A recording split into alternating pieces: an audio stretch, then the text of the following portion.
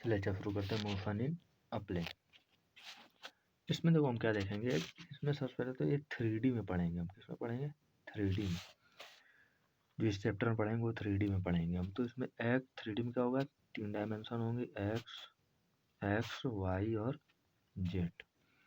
ठीक, तो अगर हम बोले एक्स वाई प्लेन में चल रहा है तो इसका मतलब कि एक्स में चल रहा है और वाई में चल रहा है। बोले कि एक्स जेड प्लेन में वाई जेड प्लेन में चल रहा है तो इसका बोलेंगे कि वाई में चल रहे हैं और जेड में चल रहा है। बोलेगा एक्स और जेड प्लेन में चल रहा है तो इसका मतलब क्या हुआ, एक्स में चले हैं और जेड में चले हैं। तो ये प्लेन का मतलब ये हो गया। एक्स वाई प्लेन बोले मतलब एक्स और वाई में चल रहा है, एक्स जेड बोले तो एक्स जेड में चल रहा है, वाई जेड बोले तो वाई जेड में चल रहा है। अगर एक्स वाई जेड प्लेन बोल दे मतलब तीनों में चल रहा है, एक्स में भी चलेंगे, एक्स वाई जेड बोल दे तो एक्स में भी चलेंगे, वाई में भी चलेंगे और जेड में भी चलेंगे। मतलब ये इन तीनों में भी चलेंगे एक साथ। तो ये चीज़ हो गई हमारी एक्स वाई जेड प्लेन के बारे में। अच्छा, जो मोशन इन अ प्लेन पढ़ रहा है इसमें हम वेक्टर फॉर्म के रूप में पढ़ेंगे। तो एक्स का यूनिट वेक्टर हम हमेशा लेंगे इसमें आई कैप, ठीक है। और वाई का हम लेंगे जे कैप,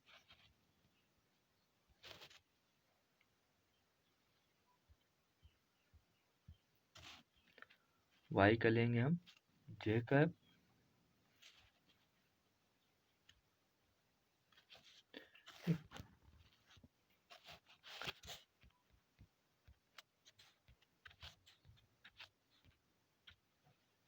वाई का होगा जे कैप और जेड का लेंगे हम के कैप। ये चीज़ हो गई, इनके यूनिट वेक्टर हो गए। एक्स एक्सिस का यूनिट वेक्टर आई कैप, वाई का जे कैप और जेड का के कैप। इसको हम वेक्टर में इसी तरह से एक्स को हम मानेंगे कि आई कैप में चल रहा है, वाई को जे में से मानेंगे और जेड को के मान करके चलेंगे। अब देखो आगे हम देखते हैं, इसमें कुछ टर्म आएंगे, उन टर्मों को पहले हम देख लेते हैं। इसमें टर्म आएगा, एक टर्म आएगा कंपोजिशन ऑफ वेक्टर। तो ये कंपोजिशन ऑफ वेक्टर क्या होता है? ये जो वेक्टर एडिशन करते हैं, वेक्टर को ऐड करते हैं, उसी के प्रोसेस को बोलते हैं हम कंपोजिशन ऑफ वेक्टर। तो इसको हमने लिख दिया process of vector addition is known as composition of vector. ठीक है, वेक्टर के एडिशन को ही हम कंपोजिशन ऑफ वेक्टर बोलते हैं। अब दूसरा टर्म आएगा रिजोल्यूशन ऑफ वेक्टर। तो रिजोल्यूशन ऑफ वेक्टर क्या होगा? ये अगर हम वेक्टर को दो या दो से अधिक वेक्टर में तोड़ दें, है ना, स्प्लिट कर दें उनको, तो उसी को बोलेंगे हम रेजोल्यूशन ऑफ वेक्टर। मतलब process of splitting of a vector into two और more vector is known as resolution of vector. तो ये हमारा हो गया रेजोल्यूशन ऑफ वेक्टर। अब इसके बाद एक टर्म आएगा कंपोनेंट ऑफ वेक्टर। ठीक है, तो कंपोनेंट ऑफ वेक्टर की डेफिनेशन हम कुछ इस तरह लिखेंगे, the vector into which A given vector is splitted. मतलब कोई एक वेक्टर मान लो ये था आर, ठीक है, तो ये एक वेक्टर हुआ एक्स में, ये हुआ वाई में। तो जो एक्स और वाई वेक्टर होंगे हमारे, ये होंगे कंपोनेंट वेक्टर किसके? आर के। ठीक, ये चीज हो गई इतनी। अब आगे हम लोग देखेंगे रेजोल्यूशन ऑफ वेक्टर, जो देख रहे थे रेजोल्यूशन ऑफ वेक्टर, उसी को देखते हैं। मान लो ये दो वेक्टर हैं, एक वेक्टर है ए और एक वेक्टर है बी। ये दो वेक्टर है, एक वेक्टर ए है, एक वेक्टर बी है। तो हम रेजोल्यूशन ऑफ वेक्टर में देखेंगे कि इसको हम कैसे लिख सकते हैं। रेजोल्यूशन ऑफ वेक्टर, पहले तो ये देखो रेजोल्यूशन ऑफ वेक्टर था क्या, उसी तरह से हम लिखेंगे। रेजोल्यूशन ऑफ वेक्टर क्या था? Process of splitting of a vector into two और मोर वेक्टर। तो दो या दो से अधिक वेक्टर में जब हम किसी एक वेक्टर को लिख सकें, उसी को बोलते हैं रेजोल्यूशन ऑफ वेक्टर। तो अब यहाँ पे ये देखो कि ए और बी है, ठीक, तो वेक्टर आर को अगर हम ए और बी के फॉर्म में लिख सकें, ए और बी के एडिशन के फॉर्म में लिख दें। कैसे? अगर हम वेक्टर आर को लिख दें लैम्डा, या मान लो यहाँ पे एम लिखा है तो इस तरह से लिखते हैं M of vector A plus N of vector B. तो इसको इस तरह से लिख सकते हैं। कैसे, कब लिख सकते हैं इसको इस तरह से, अगर हम ए में किसी एक नंबर से मल्टीप्लाई कर दें, इसको एक एडिशन फॉर्मूले हैं, जैसे एडिशन करते थे, तो वेक्टर ए में अगर कुछ ऐड कर दें तो थोड़ा बड़ा हो जाएगा वेक्टर ए। इसको हमने एम से मल्टीप्लाई कर दिया तो कुछ बड़ा हो गया। बी को भी ऐसे किया, हमने कुछ मल्टीप्लाई कर दिया तो ये भी एन से अगर मल्टीप्लाई कर दिया एन नंबर से तो एन वेक्टर बी हो गया ये, एन वेक्टर बी। अब जो वेक्टर आर था ये आ गया हमारा इस तरह से, तो वेक्टर आर हमारा सिंपल क्या हो जाएगा, इन दो वेक्टर का ए और बी का मल्टीप्लिकेशन, ए और बी का मल्टीप्लिकेशन बोला सॉरी, एडिशन। ठीक है, तो वेक्टर आर हमारा क्या हो जाएगा, एडिशन वेक्टर हो जाएगा किसका, ए और बी का। तो एक ए में हमने एम से मल्टीप्लाई किया तो अब ए क्या बन गया है, M of vector A, B क्या बन गया, एन ऑफ वेक्टर बी। तो इस तरह से देखो यहाँ पे ये दिखाया गया इसी तरह से ये, ठीक है। तो हमने एम से मल्टीप्लाई किया, कुछ आगे चला गया, तो इसको हम एडिशन फॉर्म में हमको दिखाना है तो कुछ मल्टीप्लाई करना पड़ेगा तभी इसका मैग्नीट्यूड बढ़ पाएगा। तो एम से मल्टीप्लाई किया तो इसका मैग्नीट्यूड ना बढ़ गया, इसको एन से मल्टीप्लाई कर दिया बी को तो ये बढ़ गया। अब हम आर को लिख सकते हैं इन दोनों का एडिशन वेक्टर। एक एडिशन वेक्टर को इस तरह से भी दिखा सकते हैं, तो इस तरह से भी दिखाते हैं एडिशन वेक्टर को। एक तो ये एक दिखाने का तरीका है। दूसरा देखो, अगर ए और बी दो वेक्टर है, एक ए और बी दो वेक्टर है, इनको अगर हमको रेजोल्यूशन के रूप में इस तरह से लिखना है तो इसको देखो कैसे लिख सकते हैं।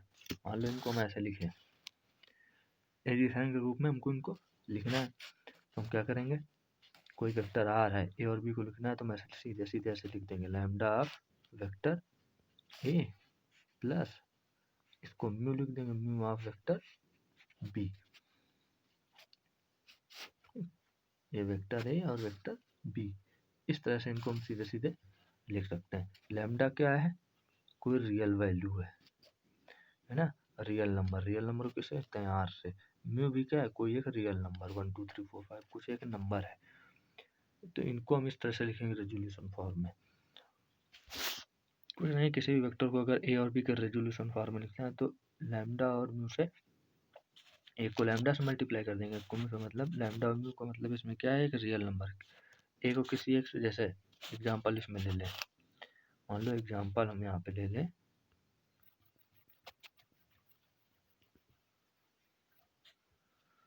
मान लो एग्जांपल यहाँ पे ले लें, वेक्टर आर था हमारा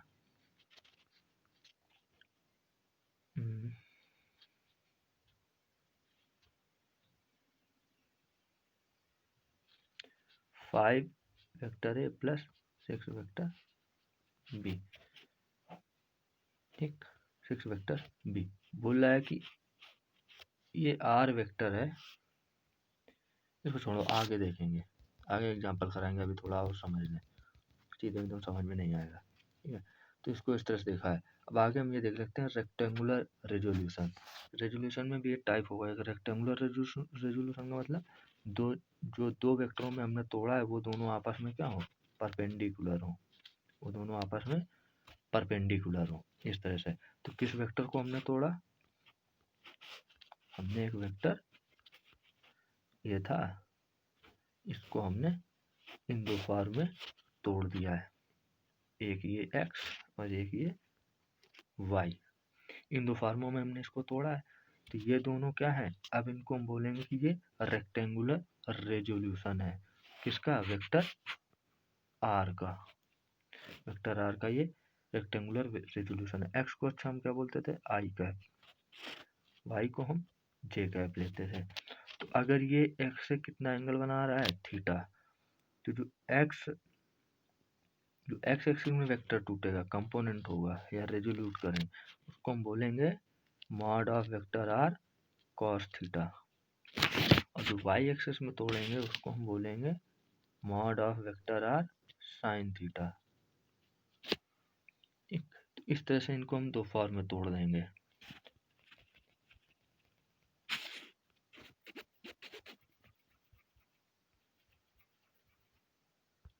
यहाँ पे देखो ये था वेक्टर आर था, इनको हम दो फॉर्म में तोड़ेंगे, एक एक्स में एक वाई में। ये दोनों आपस में क्या होंगे, परपेंडिकुलर। तो हम बोलेंगे कि रेक्टेंगुलर रेजोल्यूशन हो रहा है किसका, किसी एक वेक्टर आर का। तो जो एक्स एक्सिस का कंपोनेंट होगा वो कैसे आएगा, वो आएगा हमारा mod of vector R cos theta, ठीक। और जो वाई एक्सिस कंपोनेंट होगा वो कैसे आएगा, mod of vector R sine theta. और जो ये थीटा है, ये थीटा एंगल किससे बना रहा है, एक्स से। याद रखेंगे थीटा का एंगल जिससे बनेगा उसी में कॉस थीटा आएगा। अगर थीटा एंगल यहाँ पे होता तो वाई क्या हो जाता हमारा, mod of R cos theta बन जाता। और फिर ये एक्स हमारा बन जाता mod of R sine theta. तो इस चीज का ध्यान रखेंगे।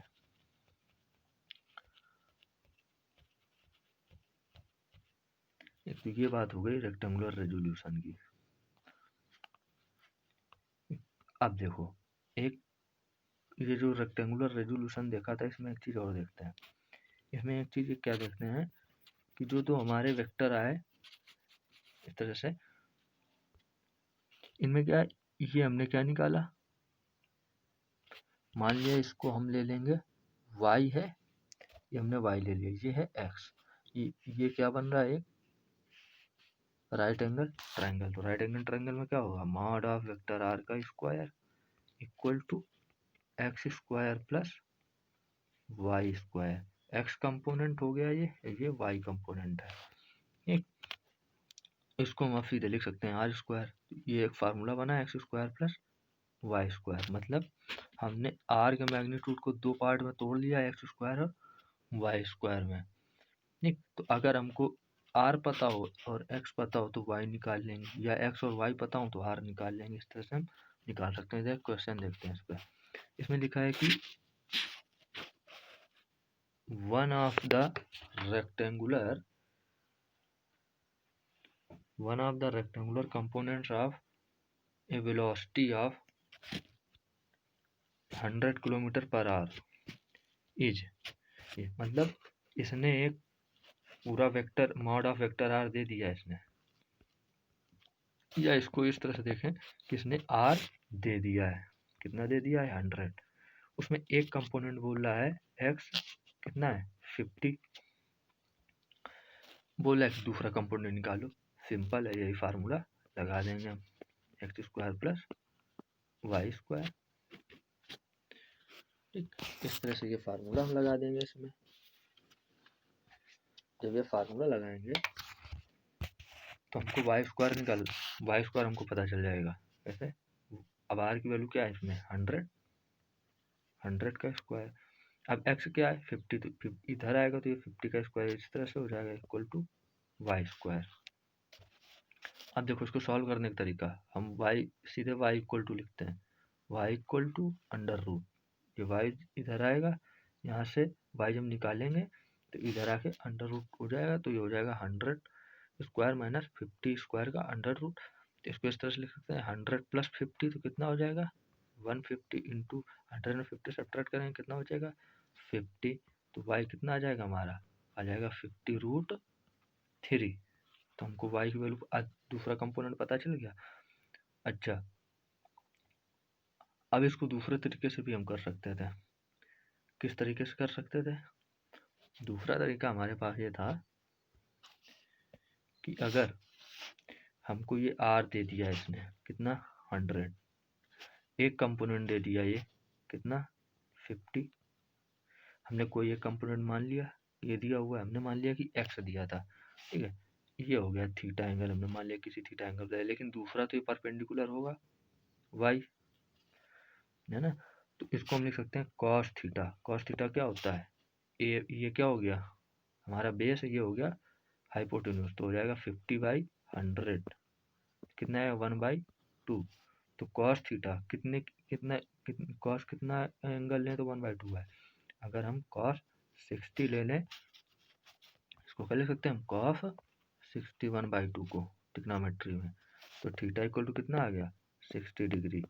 तो हमको जब y निकालना हो तो एक सिंपल वो फार्मूला लगा सकते हैं, कौन सा, r साइन थीटा। r कितना था 100, अब साइन कितना है 60, तो साइन 60।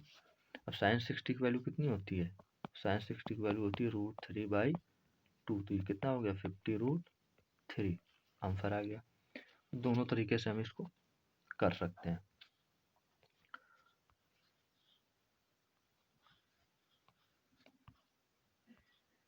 तो ये थे हमारे कुछ क्वेश्चन। तो इस तरीके से इन क्वेश्चनों को हम सॉल्व करेंगे। अब देखो, हम इसी को अगर 3D में देखें 3D में, मान लो 3D में जब देखेंगे, 3D में जब देखेंगे तो इस तरह से देखेंगे कि एक ये हो गई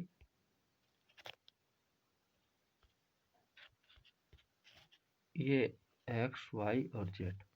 एक्स को हम क्या लेते हैं आई कैप, इसको लेते हैं जे कैप, इसको लेते हैं के कैप। ठीक है, एक्स वाई और जेड। तो होगा क्या कि अगर हम एक्स एक्सिस में चल रहे हैं, मतलब एक्स डायरेक्शन में चल रहे हैं, मान लो एक्स डायरेक्शन में 5 मीटर चले, तो कैसे वेक्टर फॉर्म में कैसे बताएंगे कि एक्स डायरेक्शन में चले? तो इसको हम ऐसे लिखेंगे x इक्वल टू 5i। आई क्या है इसका? आई है हमारा यूनिट वेक्टर किसका? एक्स एक्सिस का। अब देखो किसी वेक्टर को कैसे लिखते हैं, कोई एक वेक्टर आर है, उसको हम लिखते हैं मॉड ऑफ वेक्टर आर और आर कैप। आर कैप क्या है? वेक्टर आर का यूनिट वेक्टर। ये क्या है? मैग्नीट्यूड है। मैग्नीट्यूड यहाँ पे देखो क्या है, यहाँ पे 5 हमारा मैग्नीट्यूड और आर कैप क्या है? आई। और हम किस वेक्टर को लिख रहे हैं? एक्स डायरेक्शन के वेक्टर को लिख रहे हैं। मान लो हमने ओ, यहाँ पे देख लें, मान लो लिख रहा है ओ और ए पोजीशन तक गए एक्स एक्सिस में, ओ से ए तक, तो ओ ए वेक्टर को लिख रहा है। तो ओ ए वेक्टर का यूनिट वेक्टर क्या होगा? आई कैप। ओ ए वेक्टर का यूनिट वेक्टर आई कैप क्यों हुआ? क्योंकि वो एक्स डायरेक्शन में जा रहा है और एक्स डायरेक्शन का यूनिट वेक्टर क्या होता है? आई कैप। ठीक, इतनी चीज ये हो गई। तो यहाँ पे जो 5 है वो है मॉड ऑफ वेक्टर आर, तो आई कैप वो है आर कैप। तो किसी भी वेक्टर को हम उसके मैग्नीट्यूड और उसके यूनिट वेक्टर के मल्टीप्लिकेशन के फॉर्म में लिखते हैं। जैसे एक और चीज, एक और देख लेते हैं। मान लो हम एक्स डायरेक्शन में चले 5 मीटर, कहाँ से? ओ से। मान लो यहाँ भी ए था। ठीक, तो हम कैसे बताएंगे कि ए वाई डायरेक्शन में गए? वाई डायरेक्शन में बताना है। कैसे बताएंगे वाई डायरेक्शन में गए? तो इसको लिखेंगे हम O A vector equal to 5 J cap. तो यहाँ पे जे कैप बता रहा है कि हम वाई डायरेक्शन में गए। अगर हम आते जेड डायरेक्शन में, कितना 5 मीटर मान लो यहाँ भी है, तो कैसे बताएंगे कि जेड डायरेक्शन में गए? मान लो ये हमने ले लिया ओ बी, तो ओ बी वेक्टर कैसे बताएंगे जेड डायरेक्शन में? तो लिखेंगे 5 के कैप। यहाँ पे के कैप बता रहा है कि हम जेड डायरेक्शन में गए। तो आई जे के किसी भी वेक्टर में बताएंगे कि किस डायरेक्शन में हमने मूव किया है। ठीक है, और जो 5 ये न्यूमेरिकल वैल्यू होंगी उसका मैग्नीट्यूड बताएगा कि कितना मूव किया है। ठीक, तो यहाँ पे एक हम कंक्लूजन लिख सकते हैं कि अगर वेक्टर कोई है, मान लो आर, ये इस फॉर्म में लिखा है, और यहाँ पे लिख सकते हैं हम आर कैप। आर कैप क्या हो सकता है? आर कैप कुछ भी हो सकता है, आई कैप हो सकता है, जे कैप हो सकता है और के कैप हो सकता है। मॉड आर का क्या बताएगा? ये पहले तो आर कैप लिखते हैं, मूव डायरेक्शन ऑफ मूवमेंट। ठीक है, डायरेक्शन ऑफ मूवमेंट, किस डायरेक्शन में हमने मूव किया। और जो मॉड ऑफ वेक्टर आर बताएगा डिस्टेंस, ठीक है, या डिस्प्लेसमेंट, जितना मूव किया है, ये चीज बताएगा। ठीक, इतना था इसमें। अब अगले लेक्चर में इसमें हम देखेंगे कि जब तीनों एक साथ जब मूव करेंगे तो कितना मूव किया, कितना मैग्नीट्यूड में मूव किया, ये चीज़ हम देखेंगे।